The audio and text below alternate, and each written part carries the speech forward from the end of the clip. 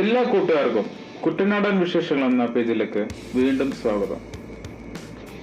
ഇന്ന് ഞാൻ വന്നിരിക്കുന്നത് ഒരു പ്രതികാരത്തിന്റെ കഥയുമാണ്.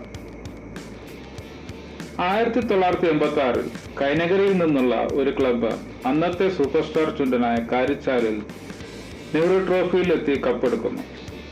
തൊട്ടടുത്ത വർഷം തന്നെ 1987 അതേ ബോട്ട് ക്ലബ്ബ് അതേ ചുണ്ടനിൽ വന്ന് വീണ്ടും കപ്പെടുക്കുന്നു. പക്ഷേ 1988 ഹാർട്ടെക്കിന് വന്ന ആ ക്ലബിനെയും ചുണ്ടനെയും തകർത്തുകൊണ്ട് ഒരു പുതിയ ക്ലബ്ബ് വെള്ളംകുളങ്ങര ചുണ്ടലിൽ വന്ന് കപ്പെടുത്തു. ആ പുതിയ ക്ലബിന്റെ പേരാണ് പള്ളാത്തുരുത്തി ബോട്ട് ക്ലബ്. അന്ന് ഹാർട്രിക് നഷ്ടപ്പെട്ട ക്ലബിന്റെ പേരാണ് വില്ലേജ് ബോട്ട് ക്ലബ് കൈനഗരി. വർഷങ്ങൾക്കും ഇപ്പുറം 2025 തങ്ങൾക്കേറ്റ ആ ഹാർട്രിക് നഷ്ടത്തിന്റെ കണക്ക് തീർക്കാൻ ഇപ്പോൾ വില്ലേജിന് ഒരു സുവർണാവസരം ലഭിച്ചിരിക്കുകയാണ്.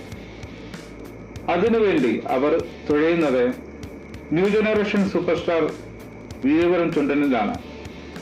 എതിർവശത്ത് പക്ഷേ പ്രൊഫഷണലിസവും ഹാർഡ് വർക്കും കൈമുതലായുള്ള PBCയും പിന്നെ മേൽപ്പാടം ചുണ്ടനും.